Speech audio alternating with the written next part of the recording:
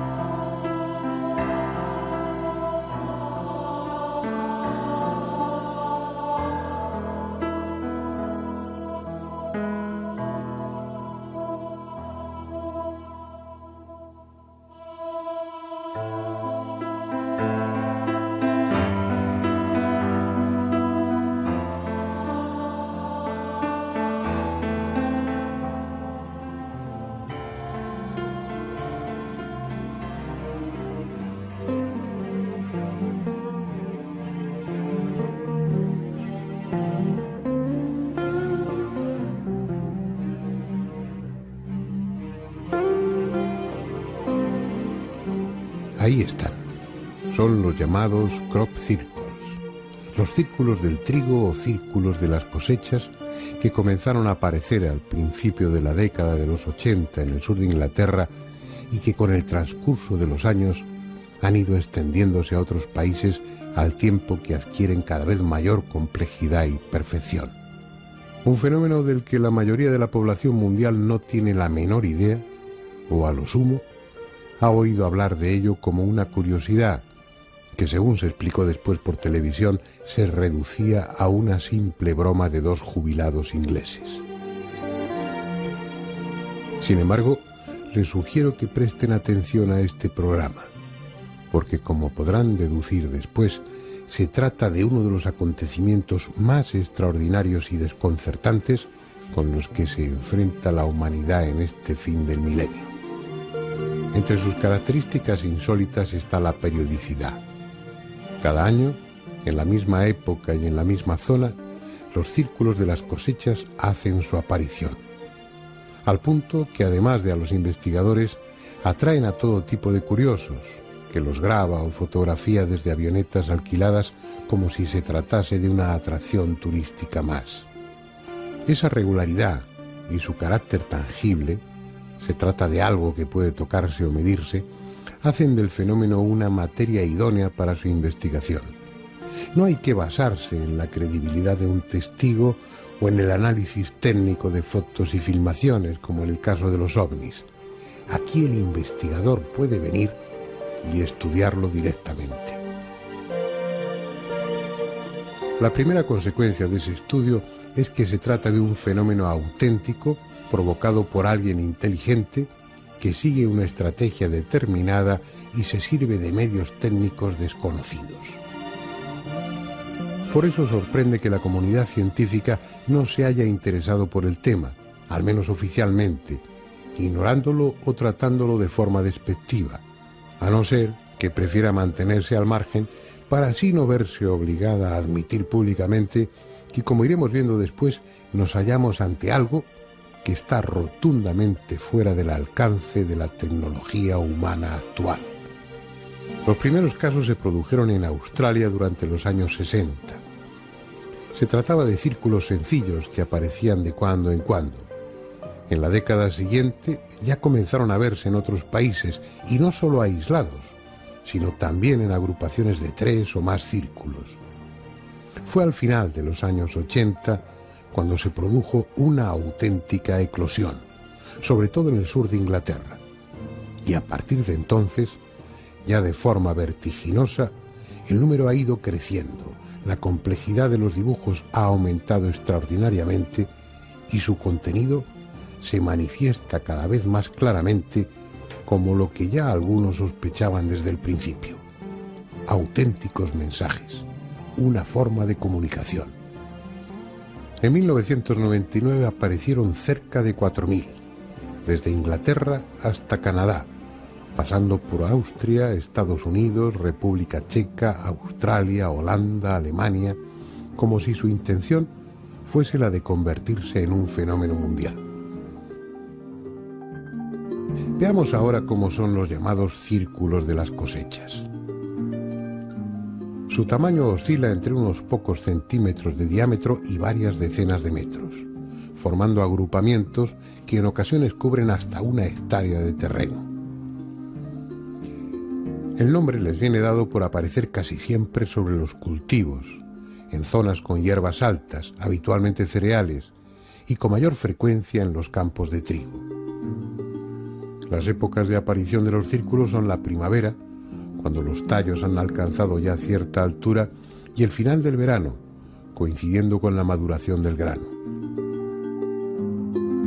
Respecto a su origen, la ciencia institucionalizada trató en un principio de encajarlos como fuese dentro de los procesos naturales, atribuyéndolos a la acción de remolinos de aire, de hongos o a la simple acción de labriegos bromistas, de la que luego nos ocuparemos.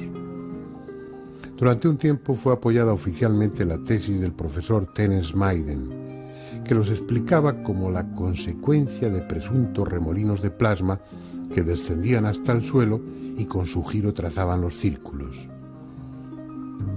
Como hipótesis es un puro disparate, pero mientras fueron círculos simples, sirvió para dejar a salvo la dignidad de la comunidad académica, empeñada siempre en explicarlo todo, aunque, como en este caso, no tenga la menor idea de qué se trata. Vayamos a los detalles y a través de ellos obtengamos elementos de juicio para deducir si son obra de un bromista o, sencillamente, si son siquiera obra humana. Lo que a primera vista más impresiona es la perfección del trazado cuando se las contempla desde el aire. Parecen realizados a base de compás, regla y cartabón, como podría hacerlo un delineante sobre un tablero de dibujo. En el suelo, dentro de las figuras, puede observarse que los tallos no están rotos ni quebrados. Están simplemente curvados a pocos centímetros del suelo hasta quedar tumbados y dispuestos en espiral. De hecho, siguen creciendo normalmente en esa posición. Por si fuera poco, En muchas ocasiones, sobre todo en los diseños de forma rectangular, los tallos están entrelazados alternativamente, por grupos, constituyendo un auténtico mosaico vegetal. Es muy improbable que un farsante logre diseñar estas figuras sobre el campo durante la noche, en la oscuridad.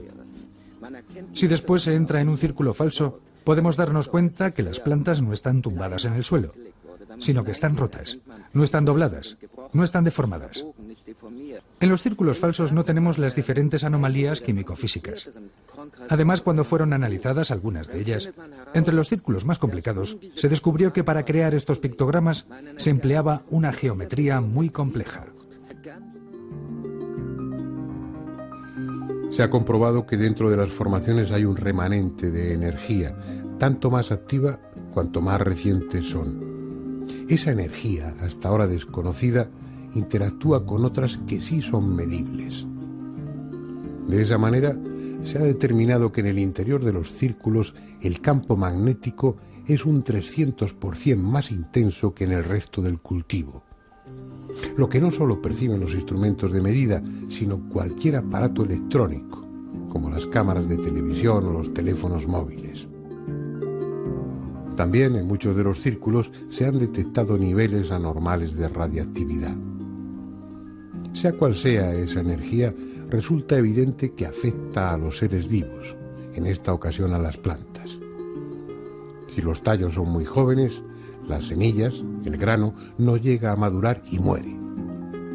Si la formación de los círculos se produce más avanzada la estación, con las espigas más desarrolladas, el grano madura, pero se vuelve estéril. En ambos casos los granos aparecen deformados. En cambio, si al formarse el círculo el cereal está ya madurando, sus tallos y espigas crecen más rápido y más sanas que en el resto del cultivo. Igualmente, los tallos jóvenes del interior de los círculos presentan nódulos mayores y pueden doblarse sin romperse mucho más que los del exterior. El profesor Levengood de la Universidad de Michigan realizó un sencillo experimento sometiendo a tallos normales a los efectos de un horno de microondas, de los que hay en cualquier cocina, y obteniendo resultados muy parecidos. Es decir, nos encontramos ante un fenómeno de características extraordinarias que no solo afecta al magnetismo y la radiactividad del terreno, sino que además altera la estructura molecular de las plantas. Pero lo que resulta más extraordinario aún, esa energía presuntamente causante de los círculos de las cosechas permanece allí de alguna forma, conservando sobre el terreno la memoria del diseño del dibujo que está representado. En 1998, el ingeniero Colin Andrews realizó un experimento que así parece demostrarlo. Colocó agua destilada en recipientes adecuados dentro de alguno de los círculos de las cosechas y luego, mediante un espectrógrafo, comprobó que a nivel molecular el agua tendía a ordenarse de una forma parecida a la del dibujo en cuyo interior había estado, como si en ese lugar hubiese algo, un campo energético, con el esquema del dibujo memorizado y esa información hubiese pasado al agua reordenando sus moléculas. Para apreciar la diferencia, observen esta fotografía. En ella puede verse la disposición que adoptan las moléculas de agua en condiciones normales sin la influencia de los círculos. Campos de energía codificada, o vaya usted a saber qué otra cosa, puesto que no hay palabras adecuadas para definir algo que ignoramos lo que es, capaces de producir todas esas alteraciones que hasta ahora hemos descrito y que se sirve de métodos precisos, geométricamente impecables, hasta para doblar las espigas, como descubrió Roy Dalton para su sorpresa. Este ingeniero aeroespacial inglés ha podido comprobar que la espiral que se forma en los círculos de las cosechas corresponde a un modelo matemático concreto que se repite en todos los círculos auténticos. La espiral interna del círculo corresponde a un vórtice, a un remolino de contracción, una fuerza que va hacia el centro, en tanto que la línea que forma el borde, el círculo exterior, gira de forma distinta y en dirección opuesta. Nos guste o no, el hecho es que detrás de los círculos hay una tecnología que rebasa nuestra capacidad de comprensión. La cuestión ahora es saber quiénes están dibujando esas fantásticas figuras sobre nuestros campos y para qué.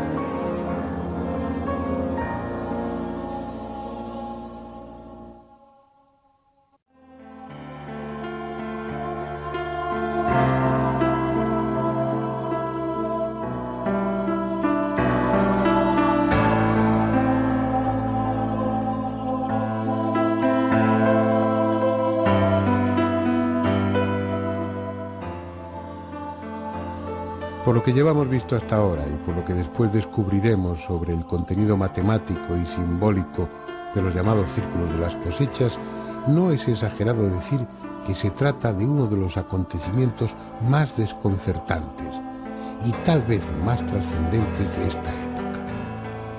Sin embargo, paradójicamente, y como les comentaba al principio del programa, en la opinión pública ha quedado la idea de que todo se reduce a una simple broma.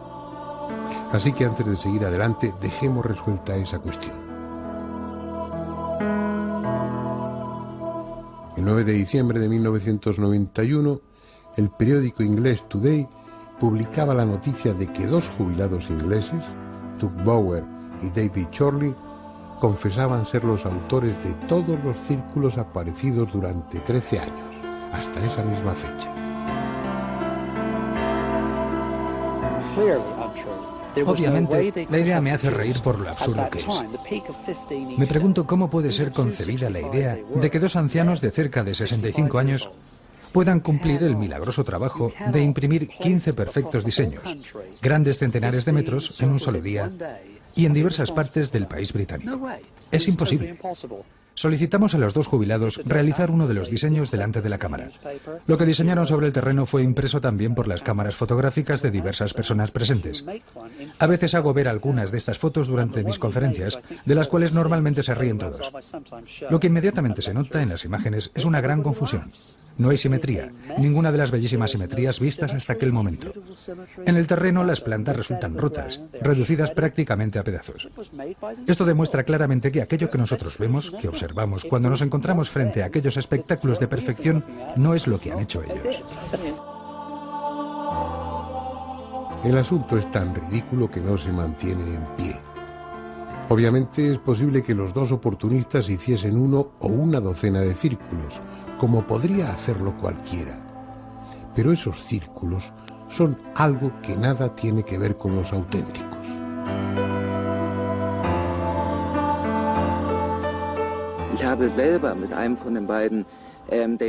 He hablado con uno de los dos, Dave Chorley, y me han confesado que ellos han visto tantos círculos en el grano que no tienen ni idea de quién puede hacerlos y que ellos primero han observado el fenómeno y después lo han reproducido. De hecho, sus círculos en el grano son las copias ridículas del fenómeno original. Cada investigador ha reconocido que ellos son falsos.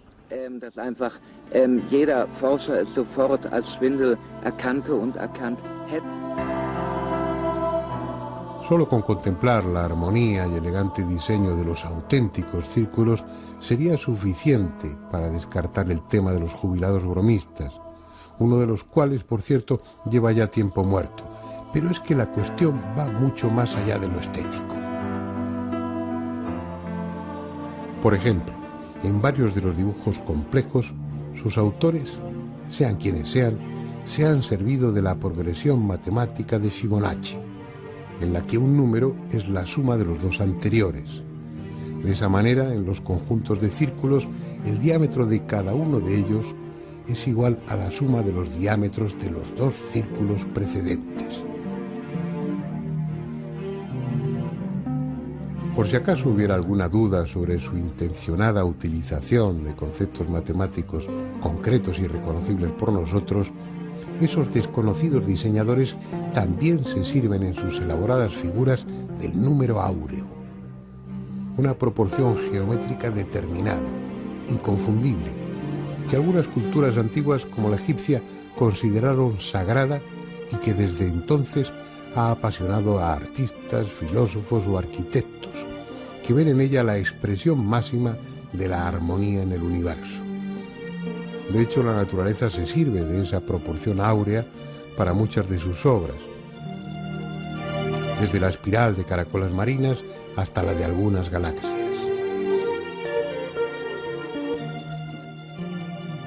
Número áureo y desarrollos fractales, es decir, series en las que a partir de los bordes de una figura se van formando otras idénticas cada vez más pequeñas. Un concepto matemático de vanguardia que también está presente en los círculos de las cosechas desde el principio de los años 90, en que comenzaron a aparecer figuras que eran auténticos diagramas fractales, diagramas tan complejos que son imposibles de calcular sin la ayuda de un ordenador, pero que están ahí, a escala gigantesca, sobre los campos de cultivo.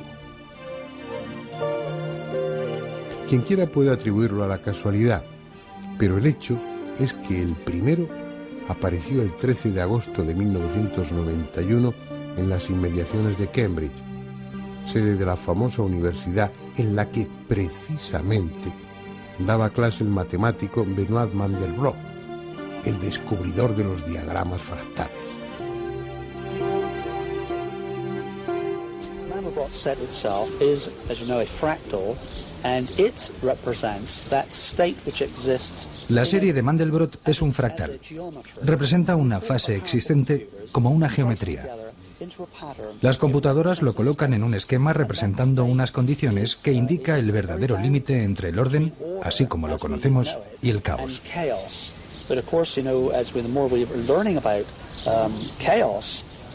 El fractal representa el límite entre las dos fases, en el preciso momento en que el orden se vuelve caos y el caos vuelve nuevamente al orden. Creo que es muy importante que nosotros comprendamos cuándo es el momento en el cual el orden desaparece y vuelve el caos.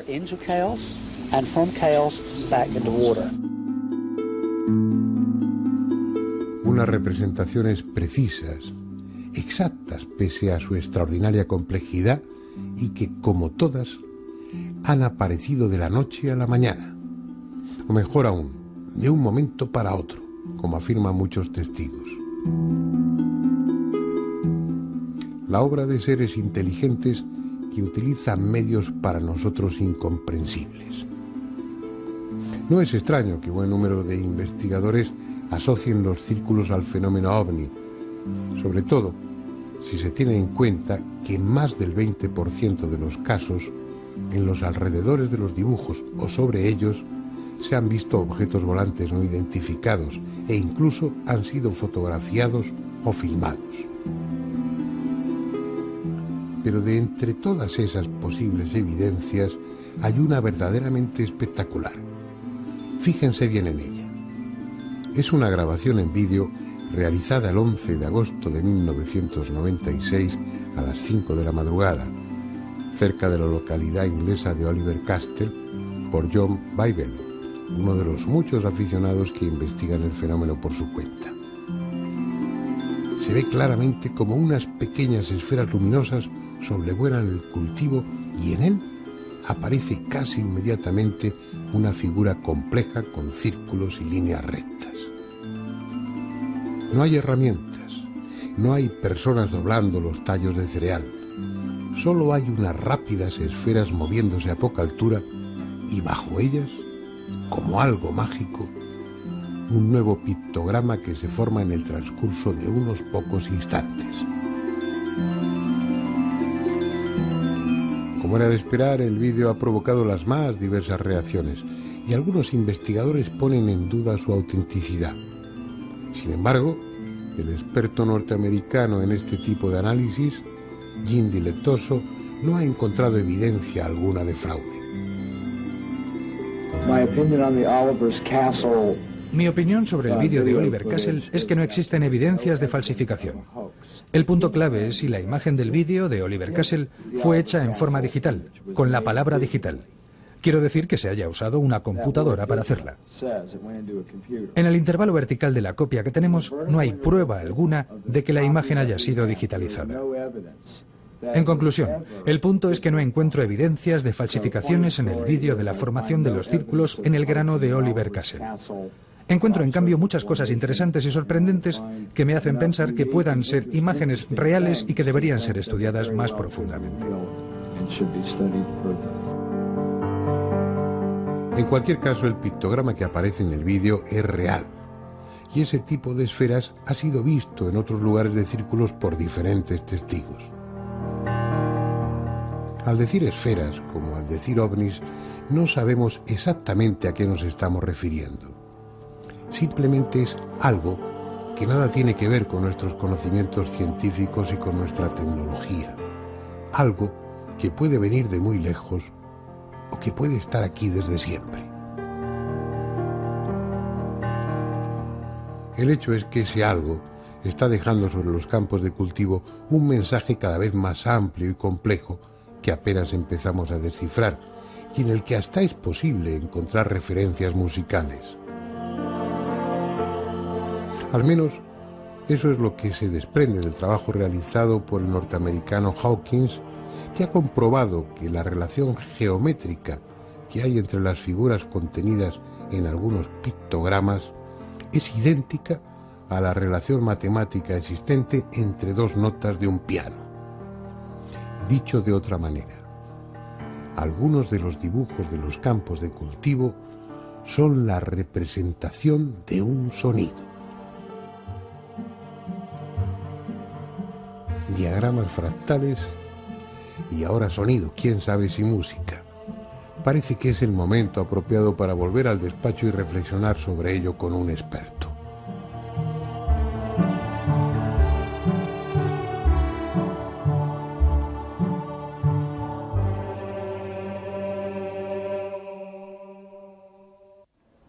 Como estamos viendo en el tema de los círculos de las cosechas, han ido apareciendo, sobre todo a lo largo de esta última década, formaciones cada vez más complejas en las que están presentes conceptos matemáticos muy de actualidad, que uno, si tiene una enciclopedia en casa antigua, no encuentra incluidos esos términos porque corresponden a las matemáticas actuales. Uno de ellos es el de los fractales. Y bueno, aunque en el guión yo cito el tema, creo que es fundamental que hablemos con alguien que conoce los círculos de cosechas muy bien, que ha estudiado esa cuestión a fondo y que además tiene la formación matemática y técnica suficiente para que bueno, nos explique cosas que yo no sabría explicar. De hecho, no lo he podido hacer en el guión por falta de conocimientos matemáticos. Juan Ignacio Cuesta, él es periodista y es investigador adscrito al Departamento de Periodismo 3 de la Facultad de Ciencias de la Información de la Universidad Complutense de Madrid, además de espeleólogo y además de otras muchas cosas, ¿no? Un hombre tremendamente inquieto, al que agradezco que esté aquí acompañándonos y al que de entrada le pregunto a bocajarro, ¿qué son los fractales? A ver si eres capaz de explicarlo de una manera asequible para mí. Técnicamente, un fractal es una superficie, un cuerpo geométrico, cuya dimensión topológica es menor en un punto a su dimensión fractal. ¿Esto qué quiere decir? Pues lo voy a decir de una manera que se pueda comprender vulgarmente. Esto significa que un fractal es una superficie limitada, o sea, finita, que tiene límites cuyo borde, cuyo perímetro tiende al infinito. Cuando uno ve gráficos de geometría fractales, lo primero que se capta es cómo esa misma figura se va descomponiendo, por decirlo así, en otras idénticas progresivamente más pequeñas, como formaciones estéticamente muy curiosas y, por lo visto, matemáticamente apasionantes, ¿no?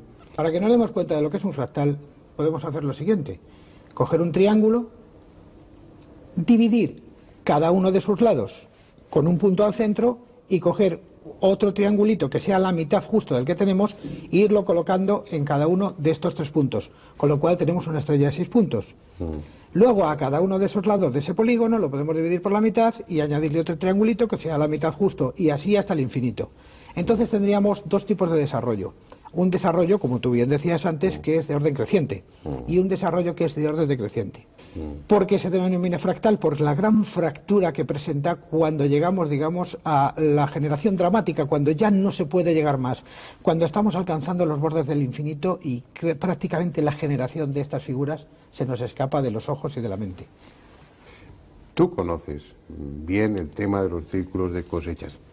¿Hay ahí representaciones geométricas que tengan que ver con los fractales?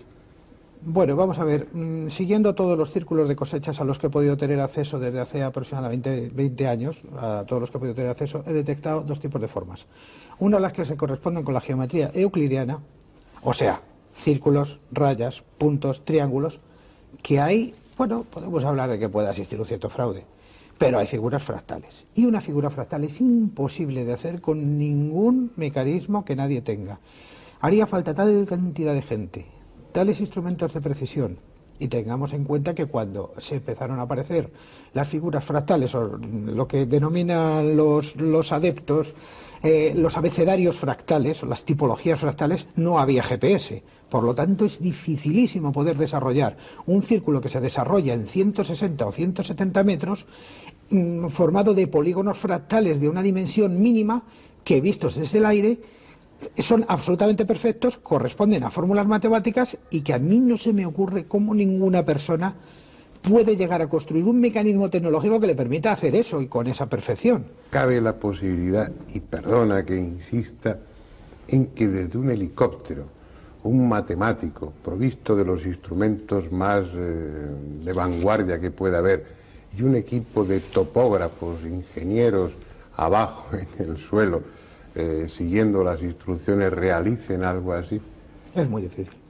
Es muy difícil porque además un helicóptero sobre un círculo, o sea, sobre un campo de cereal, todo el mundo sabe que produce una serie de huellas, una serie de fracturas. Sí, no, lo digo, y además estaríamos hablando de una multitud de obreros especializados que no dejarían círculo, que no dejarían ni rastro del campo de cultivo entero. Vamos a pensar, por ejemplo, en el círculo de Avebury de 1996. Ese círculo está formado por cerca de 2.500 piezas, todas distintas, y perfectamente sincronizadas dentro de una geometría fractal. No se me ocurre cómo se puede hacer eso. Hombre, siempre hay un genio que puede estarnos engañando, pero desde luego solamente el hecho de que exista ese genio que nos está engañando ya es maravilloso.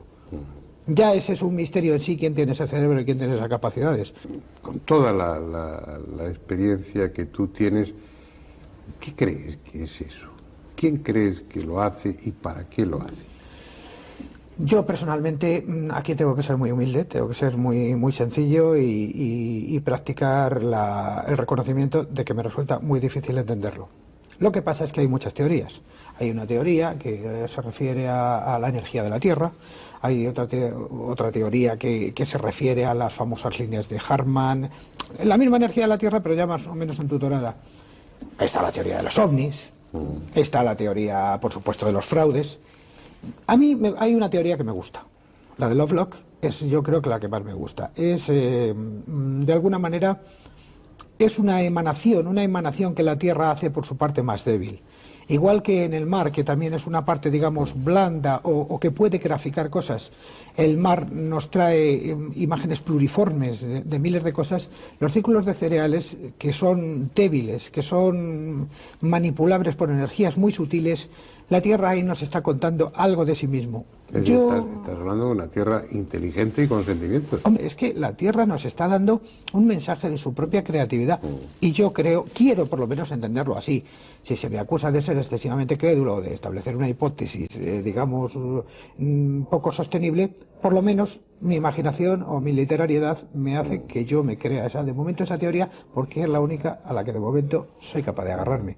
¿Ves tú en el transcurso de los años, desde que empiezan a aparecer los primeros más sencillos, a sobre todo lo que ha sucedido en estas 2 últimas décadas y especialmente a partir de los 90, ves una progresión en la calidad o en la profundidad de los mensajes o en la complicación de ellos? Sí, hay una progresión, es evidente. Es como si quien los está haciendo tuviera una intención comunicativa y haya descubierto que está comunicándose y por lo tanto se está produciendo un flujo, una transferencia de conocimientos. Se produce comunicación cuando se produce el círculo entre el emisor y el receptor. Quien esté detrás, lo que esté detrás del círculo de cereal, detecta de alguna manera que esto está llegando y entonces va perfeccionando su mensaje, quizá haciéndolo crecer, haciéndolo más inteligible, haciéndolo más comprensible, en el supuesto de que hay personas que ya lo pueden entender o que se han preocupado por ello. Podemos quizá afirmar que llevan apareciendo círculos de cereal que no hemos visto, digamos, desde que el hombre cultiva cereales.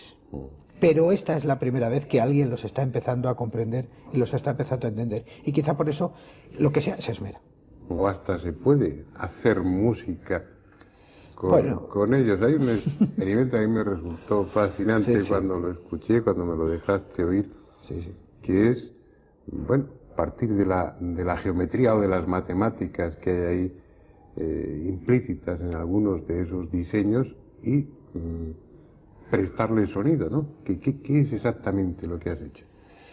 Bueno, la teoría no es mía, la teoría es de un americano, Freddy Silva, y que se basa también en los estudios de Jack Lavlor sobre la geometría sagrada.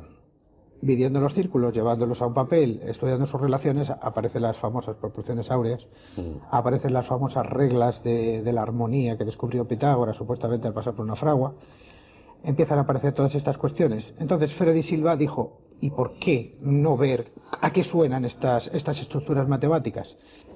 Y la música que generan es música, esa es la gran pregunta. Es música porque se desarrolla en el tiempo en el sentido horizontal, o sea, tiene ritmo. Y es música porque se desarrolla en sentido vertical, o sea, tiene tonalidad. Que no corresponde a melodías, digamos, memorizables o inteligibles, porque es una cosa de tipo aleatorio, o suena como de tipo aleatorio, eso es verdad. Pero son tan bellas y son tan fascinantes que ahora tenemos un campo de investigación grandísimo, todos los físicos y todos los matemáticos y todos los que estamos con la música. Y yo, humildemente, utilicé uno de estos pequeños programas que establecen estas fórmulas, cogí un par de círculos, cogí sus relaciones y generé cuatro temas basados en esto y que yo les llamo el canto de la tierra. Son el canto de la tierra, esa es la gran pregunta. Oye, Juan Ignacio, estoy seguro de que más de una ocasión tendrás que venir a echarnos una mano en otros programas y para mí, pues, aparte de resultar muy, muy agradable, te estoy muy agradecido por ello. Pero te voy a despedir aquí para que los oyentes y yo, pues mientras vemos unas cuantas imágenes de esos maravillosos círculos, escuchemos unos fragmentos, unos minutos de esa música. Así que, Juan Ignacio, gracias y espero contar contigo en más de una ocasión. Así será. Vamos a ver, vamos a escuchar esa música.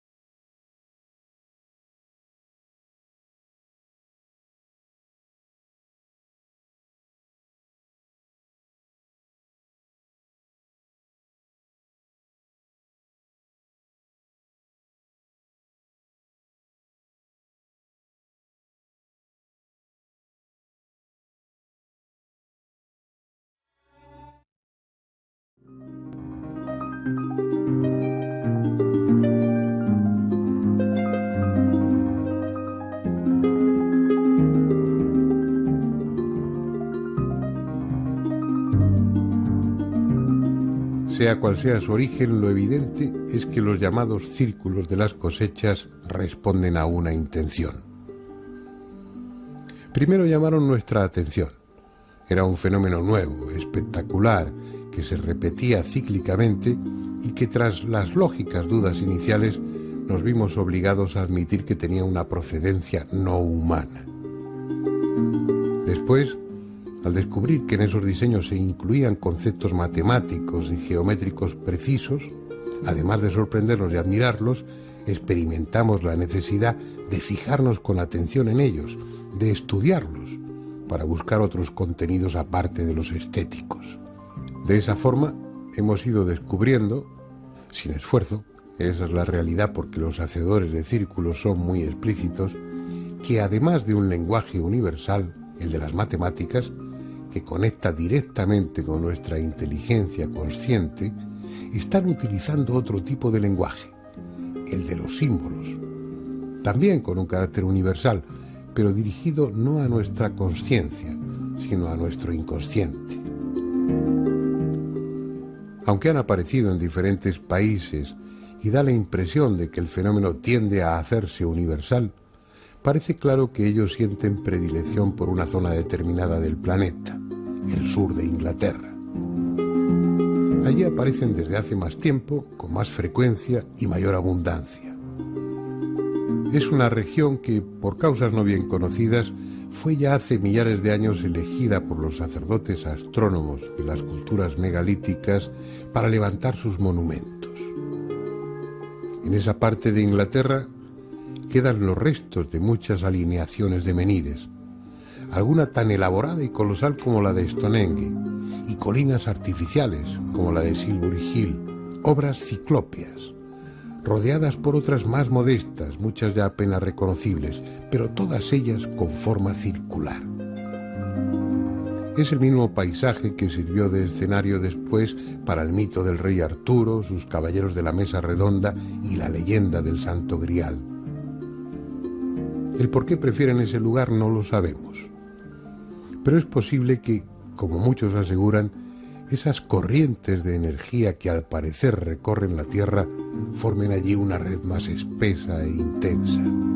Sea por esa u otra razón, a los extraordinarios dibujantes de los llamados círculos de las cosechas parece gustarles esa zona. De la misma forma, también parecen tener un claro interés en que sus diseños representen símbolos de carácter esotérico, en el sentido más cósmico y trascendente de la palabra, símbolos pertenecientes a las más diversas culturas y que sean fácilmente reconocibles por nosotros.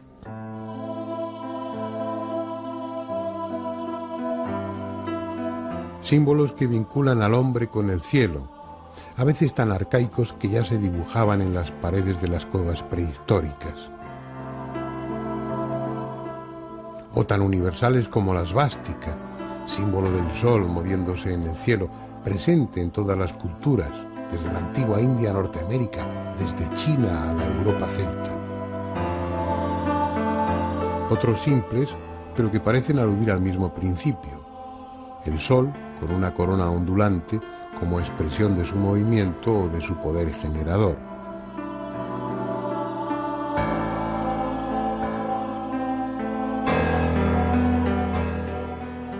Círculos que se superponen parcialmente, delimitando con sus intersecciones cruces o flores esquemáticas, comunes en la simbología esotérica y que suelen representar la integración de planos o mundos diferentes, desde lo material a lo mental o desde lo espiritual a lo divino. Son interpretaciones elementales de un rompecabezas del que aún nos faltan muchas piezas. O las estrellas de 5 puntas, también frecuentes en los campos de cereales, incluidas dentro de círculos y como parte de diseños complejos. Una estrella pentacular que en el simbolismo esotérico representa al hombre como rey de lo creado, al hombre bajo su aspecto trascendente, como hombre consciente de su origen divino. Especulaciones, tal vez. pero a las que los propios diseñadores de los círculos parecen conducirnos. Porque si unos dibujos resultan ambiguos, otros, en cambio, no pueden ser más concretos.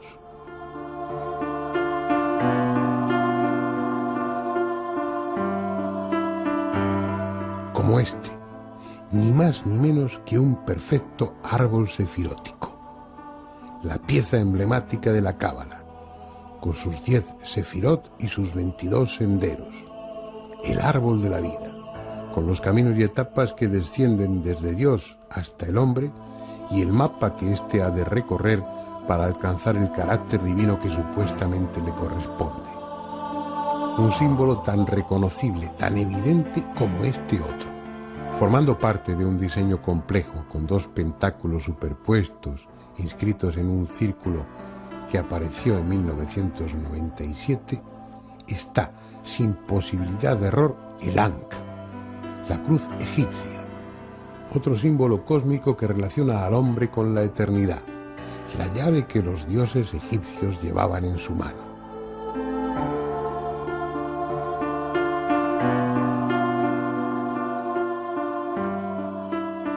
Decenas, centenares de figuras con un presunto carácter simbólico que es evidente en algunas.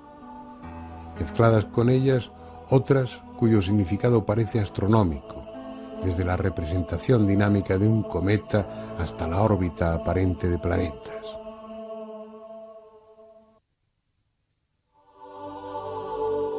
Han estado ahí, en los campos de trigo o de cebada. Han desaparecido tras la siega para volver a aparecer a la primavera siguiente. Así, década tras década, cada vez con diseños más elaborados, más rotundos, más directos. Son, sin duda, fragmentos de un mensaje aún incompleto. Pero tal vez no haya que esperar mucho más, porque ellos, los hacedores de los círculos de las cosechas, están siendo cada año más claros y explícitos, como si pensaran que ya ha llegado el momento.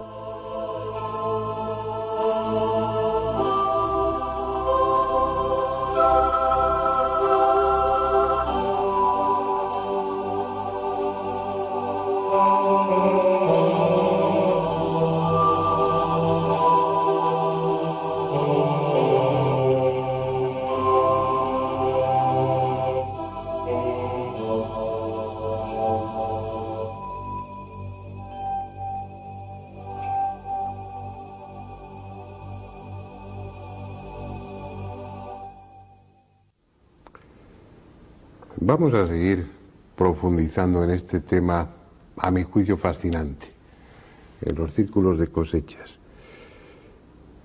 Está claro que eso no es obra de topógrafos, de ingenieros, ni de jubilados. Alguien, no sabemos quién, ni desde dónde, ni por qué medios, está dejando una especie de extenso mensaje que va ganando en complejidad a medida que transcurren los años.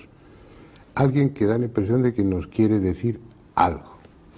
Bueno, yo no tengo respuestas, pero hay personas que han estudiado el tema durante bastante tiempo, que dominan otras muchas materias y que tienen diferentes elementos para confluir en una posible interpretación de ello. Margarita García Vaquero, pues ha sido tan amable de acompañarnos aquí. Ella es psicoterapeuta transpersonal, está metida en el mundo de la empresa, gestión de empresas, marketing, publicidad.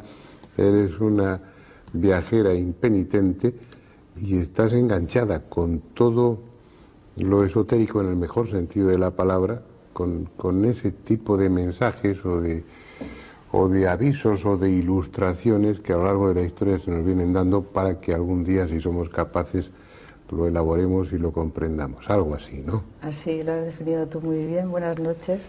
Bueno, cuéntanos, Margarita, ¿qué pintas tú en los círculos de cosechas?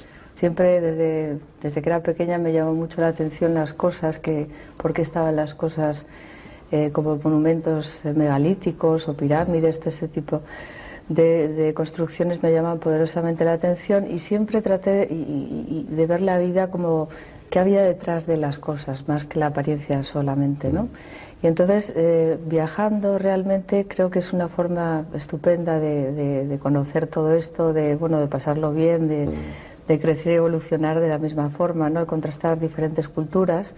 Y fui a Inglaterra más que nada pues por todo el mito, quizás siguiendo el mito artúrico, de Merlín, de los caballeros, y pues aparecí en esa zona de Inglaterra donde aparecen los círculos.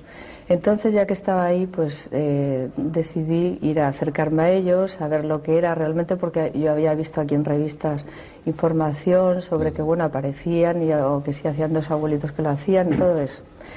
Y nada, fui ahí, empecé a investigar el tema, la verdad que me empezó a apasionar mucho porque vi que encajaba en todo lo que yo había buscado y en lo que había trabajado a lo largo de mi vida, y que eso iba, no sé, creando una historia que cada vez se cerraba más y con un sentido más lógico y más claro para mí. Pues, pero hablas de sentirlo, tal vez a nuestros espectadores les interese saber que aparte de esa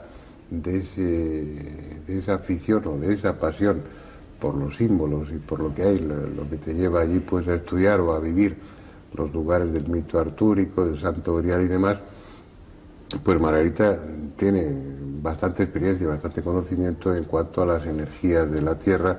Supongo que tiene relación con Colin Bloyd también. Sí, también. Y que estás no ya convencida, sino que estás acostumbrada a sentir esas energías, esas redes de energías que se mueven por la Tierra y que algunas personas con el adiestramiento adecuado son capaces de percibir y que tienen que ver también seguramente con todo esto, ¿no? Absolutamente lo creo así, creo que es lo mismo, ¿sabes? Que forma parte del mismo entramado energético que envuelve a la Tierra y a los seres humanos, por supuesto, porque nosotros también somos energía y podemos detectarla solo con practicarlo. Todo el mundo tiene esa cualidad, lo que pasa que dormido, ¿no? Todavía no lo practicamos. Bien, ¿no? Tenemos ahí a Margarita, que ha ido siguiendo el mito artúrico, que tropieza con los círculos de cosechas y que se queda a vivir ahí para estudiarlos.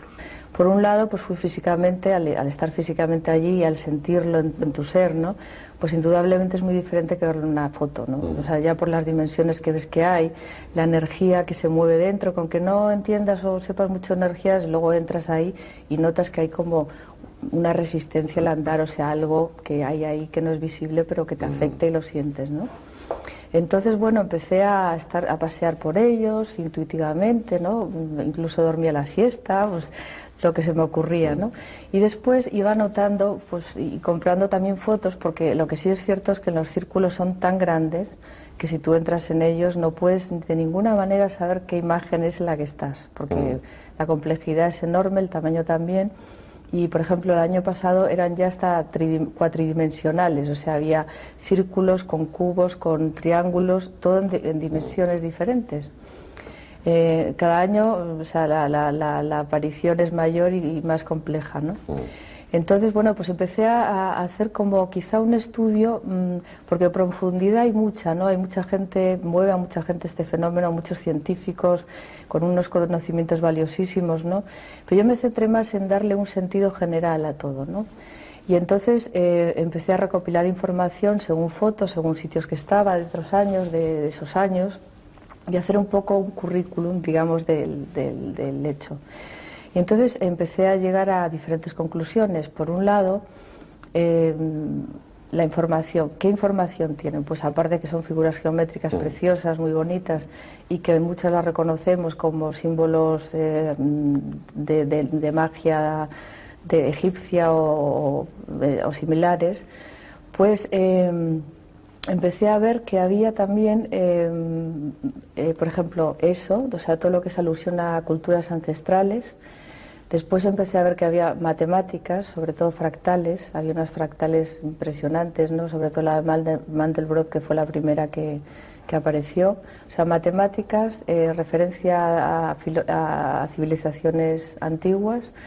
Después, ubicación de la Tierra en el sistema solar y los planetas cercanos a la Tierra, como son la Luna, Mercurio, Venus, la Tierra, Júpiter y Saturno. Esos aparecen representados. Esos aparecen representados ahí.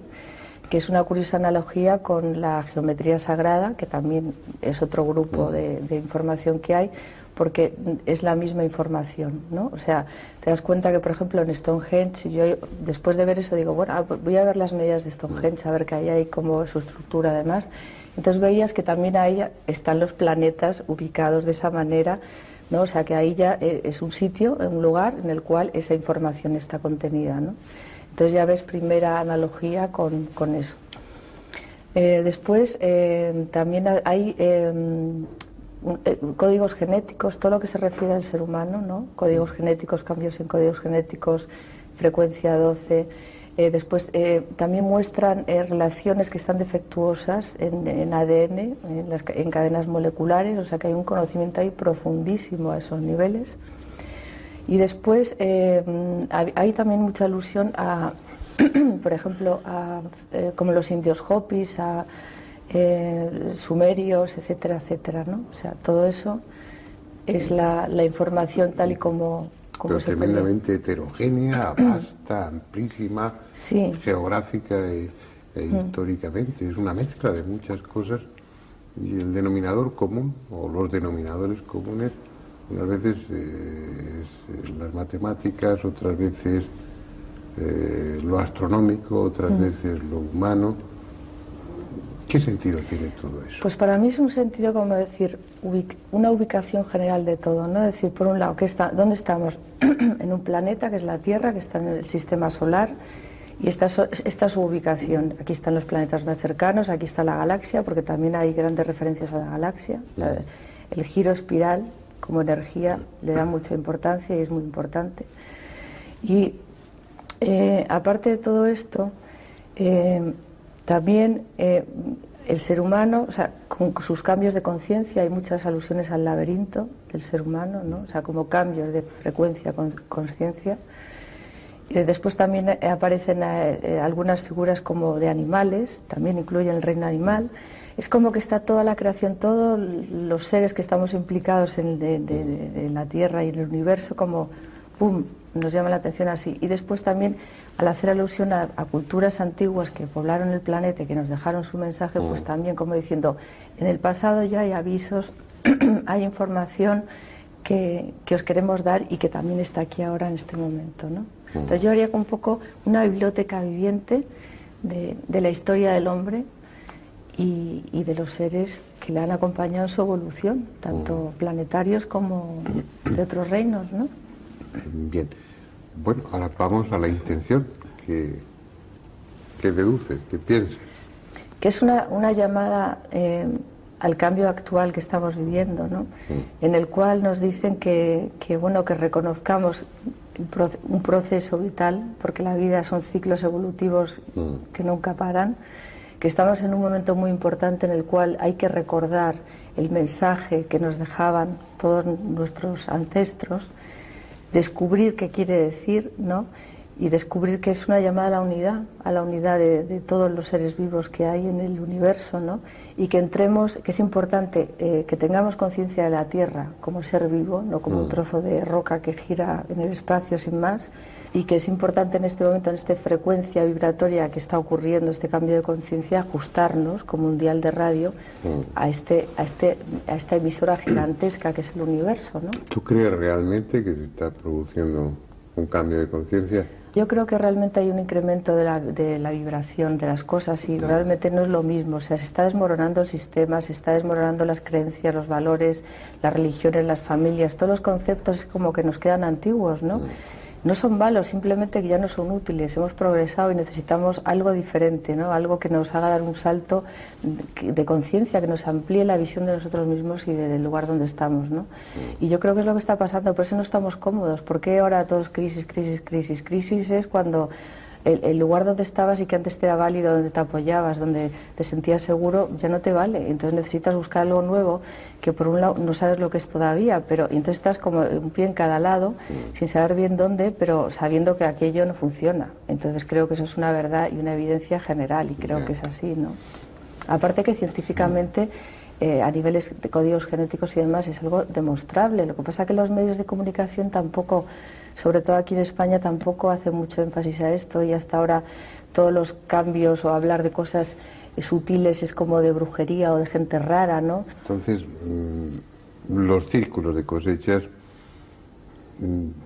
lo que inducirían es a la reflexión, no es que haya ahí un mensaje que literalmente tenga una traducción en el que diga humanos, cuidados, no, es algo que nos invitaría a hacer ese tipo de reflexiones que tú haces ahora. Sí, yo creo que sí. Además, yo pienso claramente que los círculos como forma son unos arquetipos muy potentes, y entonces tienen una energía que, aunque no nos demos cuenta y aunque no queramos, están actuando en nuestros códigos genéticos, en nuestras células y en nuestra mente inconsciente.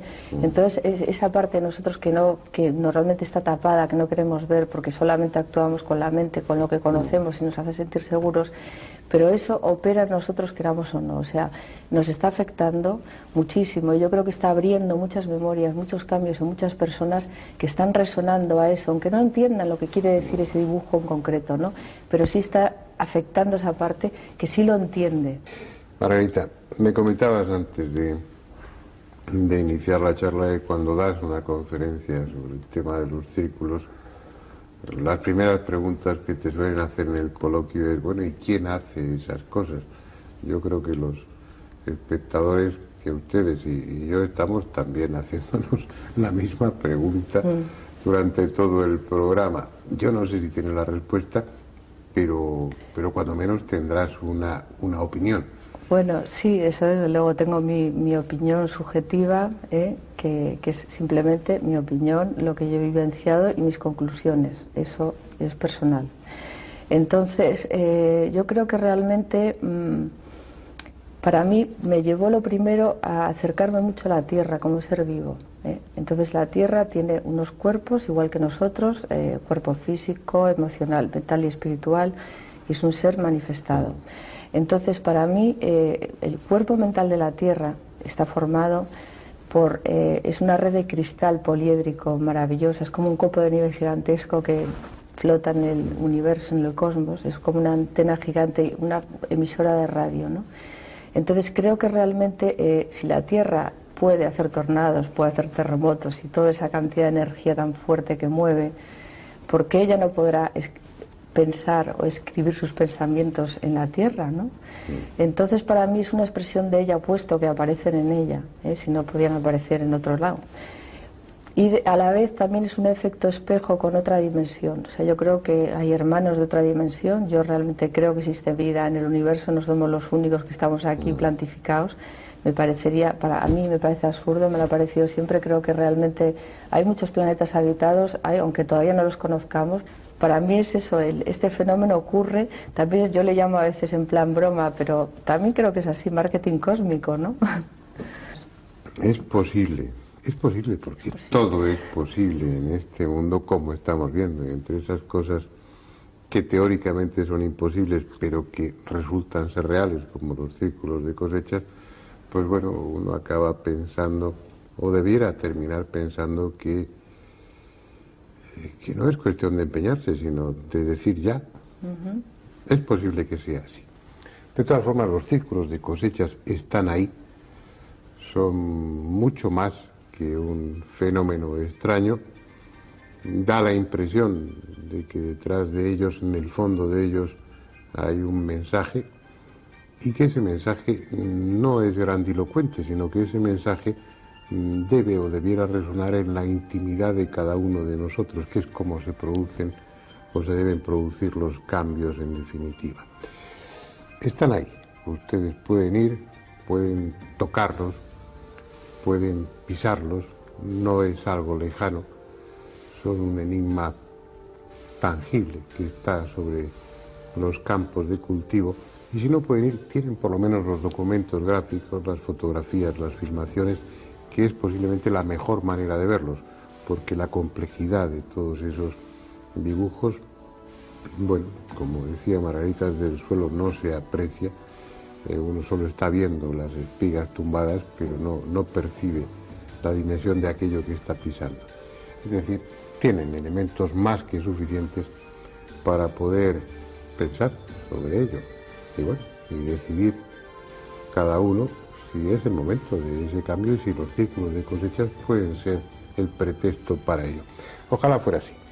Les esperamos aquí la próxima semana con otro tema que deseamos que sea de su interés. Y a Margarita García Vaquero pues le damos las gracias y me temo que en más de una ocasión pues te haremos venir aquí si estás dispuesta a ello para ayudarnos. Hasta entonces y hasta siempre.